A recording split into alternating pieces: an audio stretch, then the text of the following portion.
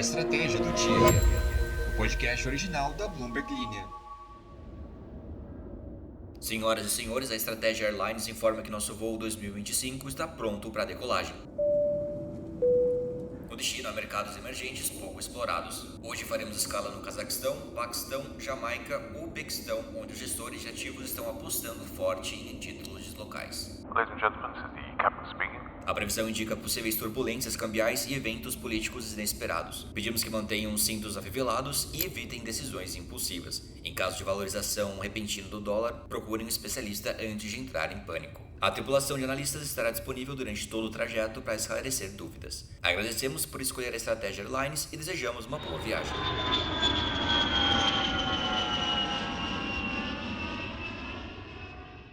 Bom, os gestores de fundos dos Estados Unidos estão saindo do padrão e, olha só, investindo mais fora do país, principalmente em títulos de dívida de mercados emergentes. Dá uma olhada nesses exemplos. O banco William Blair comprou títulos em moedas como o dólar jamaicano, peso dominicano, rúpia paquistanesa e kwacha zambiano. Já o AXA Investment tem investimentos no Tenge do Cazaquistão, a 91 analisa o Shilin da Uganda e PinBridge avalia o So'um do Uzbequistão. E também a BlackRock adicionou títulos em dinares sérvios à sua carteira.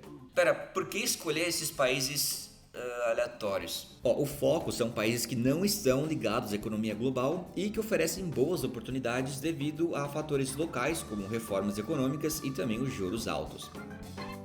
Segundo Marcelo Assalin, gestor da William Blair, esses mercados oferecem moedas muito desvalorizadas, juros altos também e não seguem os mesmos ciclos dos mercados globais, o que nesse caso pode ser uma vantagem. Tá, mas então para onde vai essa estratégia? Vamos descobrir no episódio de hoje.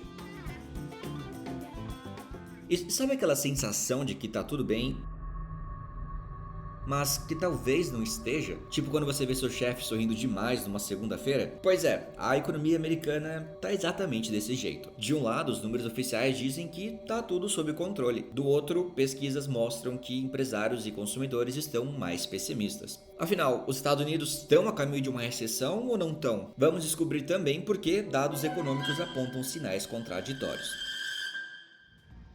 Lembrando que você pode seguir a gente, clica aqui no nosso perfil, na plataforma que vocês nos escutam e põe para seguir a gente para ficar atualizado todos os dias das principais notícias. Lembrando também da nossa playlist exclusiva, a trilha do dia, que você encontra aqui na descrição do episódio. Segue lá essa playlist e comenta aqui o que tocou antes do episódio começar para você.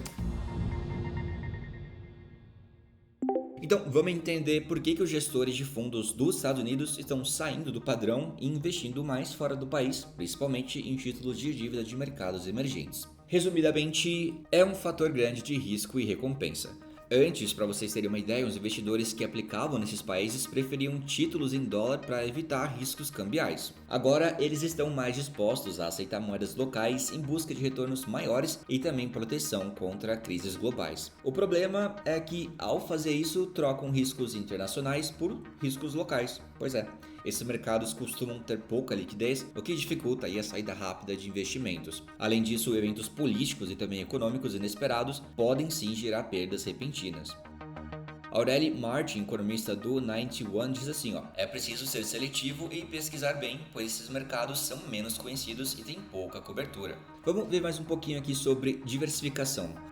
Mesmo com esse interesse por mercados menores, os gestores continuam investindo nos principais e emergentes. Em 2025, o Brasil, o México e Chile tiveram retornos de 2 dígitos, ajudando o índice da Bloomberg a ter melhor início do ano desde 2023. Já países com juros extremamente altos, como o Egito, por exemplo, que é acima de 20%, continuam atraindo investidores interessados nos chamados carry trade, que é aquela estratégia que lucra com a diferença entre taxas de juros de diferentes países. Por outro lado, os mercados menores, eles não renderam tanto. Pois é, um ETF que inclui países menores conhecidos subiu 4,3% em 2025, o que, olha só, é mais que o dobro do índice geral de dívidas de emergentes, mas bem menos que os 16% do do Brasil. Uma das vantagens desses mercados é que eles têm pouca correlação com a economia global. E, vamos combinar, isso pode ser útil em tempos de maior volatilidade. Magda Branet, da AXA Investment, diz assim, ó: quem opera nesses mercados não está apostando diretamente na valorização ou queda do dólar global. Ela também destaca que, no caso do Cazaquistão, o fundo da AXA optou por não proteger seus investimentos contra a variação cambial, isso para não comprometer os ganhos com juros altos.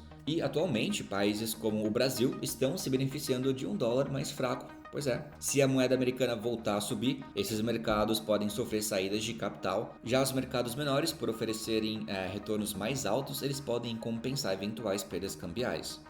Legal, juros atrativos, mas, gente, atenção que há riscos. Alguns desses países oferecem retornos bem mais altos, né? O Uzbequistão, por exemplo, tem um título para 2034 que paga 17% ao ano. No Paquistão, a taxa de 10 anos é de 10,5%. O Cazaquistão paga 10,25% em um título de longo prazo, enquanto a Jamaica oferece 11,875% ao ano em títulos de 5 anos. Ainda assim, o risco de desvalorização repentina da moeda local é sempre uma preocupação. A recente turbulência política na Turquia, por exemplo, mostrou como até mercados emergentes mais estabelecidos podem sofrer reviravoltas inesperadas. Brennett da AXA Investment diz assim, para concluir: é preciso disciplina e clareza na hora de investir nesses mercados.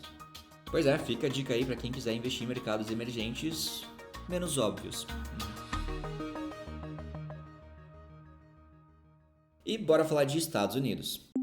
Os dados econômicos dos Estados Unidos, eles estão gerando um debate sobre se as políticas comerciais do presidente Donald Trump vão causar ou não uma desaceleração econômica. Há pesquisas de sentimento, como as de famílias e empresas, indicam sim uma desaceleração com o avanço de tarifas e cortes de gastos federais. Mas, olha só, os dados concretos, como emprego e produção, mostram que os temores de estagflação ou recessão podem estar exagerados. Esses sinais contraditórios têm gerado nervosismo em Washington e também em Wall Street sobre o futuro da maior economia do mundo. Em poucas semanas, a economia deixou de ser um destaque global e passou a ser uma grande fonte de incerteza. Na última semana, para aqueles que lembram, o Fed, que é o Banco Central dos Estados Unidos, reduziu sua previsão de crescimento anual e o OCDE afirmou que a política comercial dos Estados Unidos vai desacelerar a economia global. Grande parte dessa preocupação vem de pesquisas de consumidores que indicam que as tarifas vão levar a um aumento nos preços.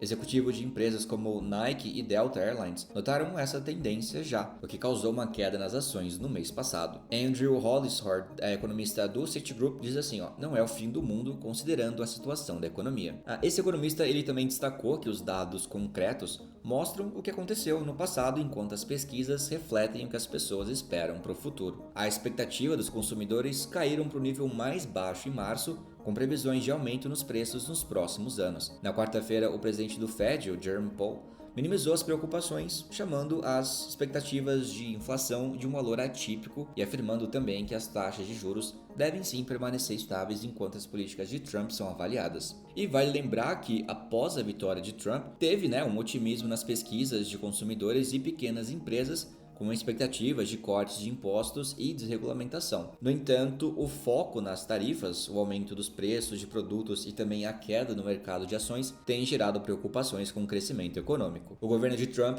pouco fez para acalmar esses temores. Essa é a verdade, mas a imposição de novas tarifas em abril pode agravar as expectativas. Olha só o que diz o economista-chefe da Wolfe Research, Stephanie Roth. O que nós e o mercado erramos foi o timing das políticas. Bom, embora a economia esteja desacelerando, os dados concretos indicam que não está em colapso. Em fevereiro, o número de empregos aumentou de forma moderada e a inflação, desacelerou. A produção das fábricas dos Estados Unidos foi melhor do que o esperado, indicando que as empresas estão se preparando para as tarifas. A construção de novas casas também aumentou, mas isso foi visto como uma recuperação após o mau tempo de janeiro. Bom, os dados de vendas no varejo eles são mais preocupantes por outro lado, mas Powell ainda não acredita que a economia é sólida. Ele diz assim, ainda não vemos os dados concretos sendo afetados. Enfim, a incerteza é grande tanto em Wall Street quanto em outras áreas.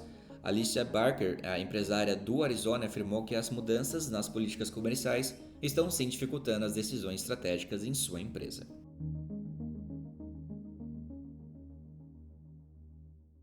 Bom, eu sou o Alan Blanco, as informações são da Bloomberg News e o episódio foi editado pelo Lohia Queiroz. Uau!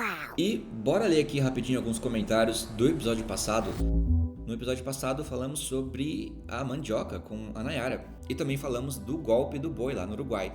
Marcos Boto diz assim: um fato curioso dessa pirâmide é que o retorno, até 10% ao ano, é praticamente a taxa de juros do Uruguai, que é 9% em fevereiro de 2025. Pelo menos os faróis aqui do Brasil são mais usados e oferecem 10% ao mês para os seus discípulos.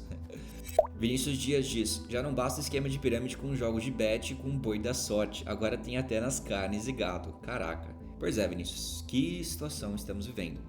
Camille Bendina diz: eu amo mandioca, aipim, macaxeira. É tudo a mesma coisa, né? Aipim, macaxeira e mandioca são sinônimos? Faz sentido. Laura Caroline disse: comecei a acompanhar o podcast recentemente e já sou fã. Acho que é o melhor podcast do Caminho Diário. E a música que tocou antes do episódio foi Dear Future Husband. Obrigado pelo comentário, Laura. Leandro Maros achou engraçado o título do podcast passado. Ficou diferente mesmo. E, gente, vamos ficando por aqui. Muito obrigado pela audiência de vocês mais uma vez e nos encontramos no próximo episódio, tá bom? Até lá. Tchau, tchau. Um big beijo.